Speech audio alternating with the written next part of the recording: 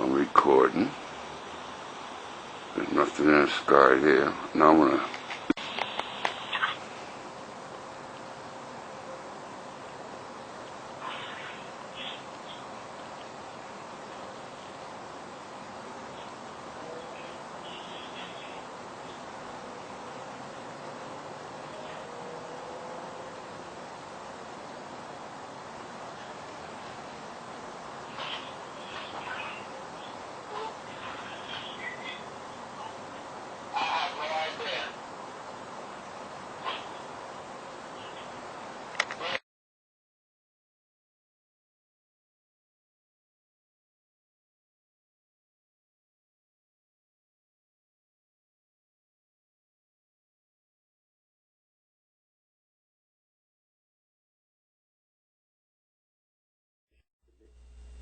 features of mankind.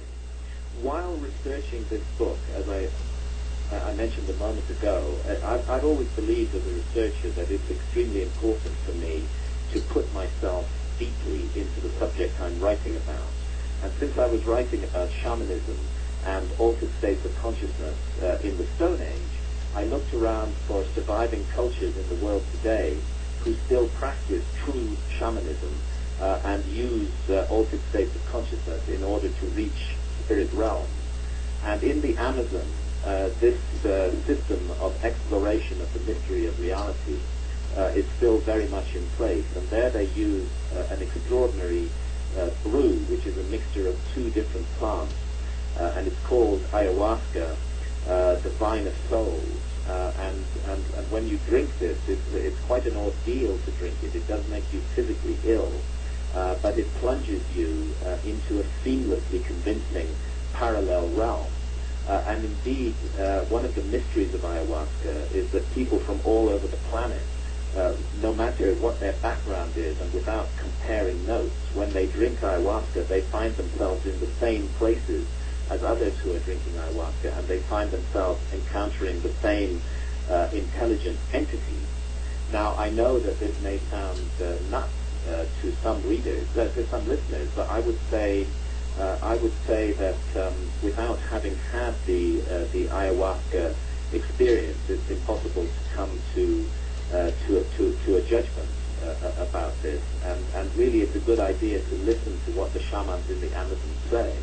And they say that behind the ayahuasca brew lies a loving, feminine entity, the mother goddess, the spirit of our planet, Our Lady of the Forest, they call her, Mother Ayahuasca, who seeks to teach and educate mankind and move mankind on to the next level. And in my own experiences with ayahuasca, which I've now drunk more than 30 times, I've had a number of encounters with this extraordinary and brilliant entity who lies behind the ayahuasca brew and uses the ayahuasca brew as a means to get in contact with humanity. And in 2006, after disrespect to or contempt of the religion of this country and its ceremonies. That is clear. The campaign in Quebec was a military disaster. The American Army was turned away from Canada, which was more than happy to turn away from the American Rebellion. With the invasion a failure, Canada would remain British.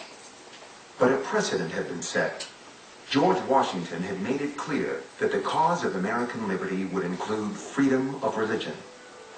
On the face of it, the American Revolution was nothing less than blasphemy. The King of England was chosen by God and aligned with God. Yet virtually every founder felt that religion was a keystone of his very being. How could the founders rationalize their rebellious actions? What I do think religion did for the founding generation is it gave them a confidence and a way of seeing the world in which the individual became the primary organizing element of the society. It was no longer the king and the aristocracy. It was the citizen. And the citizen drew its authority, drew its being from being a creature of God. The emphasis on individual rights came directly from John Locke, the 17th century English philosopher. Everyone, said Locke, had a natural right to defend his life, health, liberty, or possessions. It was his thinking that helped them see that we needed to move from the divine right of kings to the idea that we were all created equal, and that in fact divinity resided in every person. Rights that came from a king or even from a mob were rights that could be taken away by a king or by a mob. Rights that came from God were permanent. Not only did individuals have rights, America's founders were willing to claim those rights in the face of the armed might of the English crown. In the summer of 1776, a committee of 5, including Jefferson, Adams, and Franklin, submitted their work. 56 members of Congress then signed the Declaration of Independence.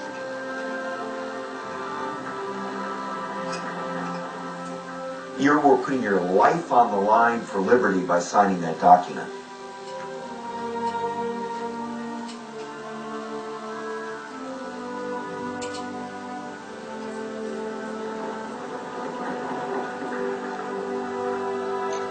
The Declaration of Independence was a secular document based on implicit faith.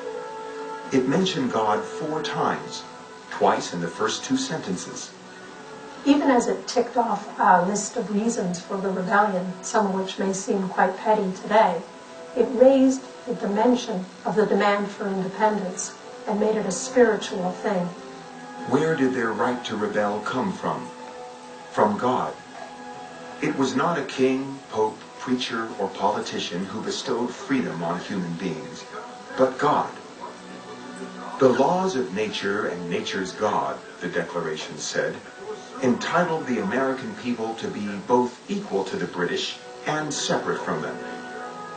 And all men are endowed by their Creator with certain inalienable rights, including life, liberty, and the pursuit of happiness. The third reference to God was an appeal to the supreme judge of the world. The fourth acknowledged the protection of divine providence. God was there 4 times in just 1,337 words. Yet more important were things that the Declaration did not talk about. Christianity was not mentioned. Jesus was not mentioned. The Trinity was not invoked. The founders understood that it was going to become a country of many different faiths, of many different tongues, and they wanted to preserve the right of everyone to pursue that part of their lives in as free a context as possible. With so many different faiths, religion could have broken the new country apart. But diversity could also bind Americans together. Difference, paradoxically enough, was something we all had in common. We were all part of a diverse whole. As Madison would later argue, the fact that there were so many different groups could act as the best guarantee of religious freedom. No single powerful group could bully the rest. There is such a rich legacy that comes to us from the founding of America, a rich culture of faith and morality that teaches us that other human beings matter, that we should care for them, that there is something like transcendent truth out there. They've held us accountable for justice and equity. Alexis de Tocqueville, in his classic work, Democracy in America, asked the question, what has been responsible for America's democratic greatness? He argued that the difference was America's mores, its character, its national sense of values and ideals. To be an American is to believe in some things, and those things are equality, liberty, constitutionalism. And those founders created this basis for nationhood. There was no nation in 1776. No one has ever come up with better principles. No one's come up with a better principle than the equality of human beings, the basic equality of human beings as children of God. No one's ever come up with a better principle than the idea that we are endowed by our Creator with certain unalienable rights, rights that the government didn't give us, and therefore the government has no right to take away. Those are principles that are perennial. They'll live forever. For all the soaring grandeur of the Declaration and the greatness of the American character, the new country had a tragic flaw, one that would ruin millions of lives. I see the paradox is so extraordinary that it does not submitted itself to honest reasoning, and they were fighting for their freedom. At the same time, they held large numbers of people in slavery with no intention of them setting free, and spending their time rationalizing why they should not be free. Thomas Jefferson was among dozens of founders who owned slaves, including Washington and Franklin. Yet he was also the author of the immortal words, "All men are created equal," and he hated slavery. The rights of human nature are deeply wounded by this infamous practice of slavery. Thomas Jefferson. But would all 13 were outlawed in the new nation? Jefferson didn't think they would. Without allowing the infamous practice, there would be no America. In his own life, too, Jefferson felt trapped. His plantations needed slave labor to compete and survive. As it is, we have the wolf by the ear, and we can neither hold him nor safely let him go. Justice is in one scale, and self-preservation in the other. Thomas Jefferson. Part of him that was trying to survive was saying, there's nothing we can do about this, or it's up to another generation. He turned his eye away, while recognizing there is no way that the notion all men are created equal does not include our black brothers and sisters. He was divided right down the middle. You can call that hypocrisy if you want. This is a manifestation of the fact that the founders were human, just like we're human today. They fell short of their ideals, just like we fall short of our ideals today. What rescues the founders for me, though, in this, is that they put into place the principles that would, over time, repudiate slavery. In the Declaration of Independence, the founders did not mention slavery at all. We do justice to them, not by deifying them, but by taking them all in all, and realizing that if human beings as flawed as Washington and Jefferson and Adams and Madison were, can do great things, then eventually we can too.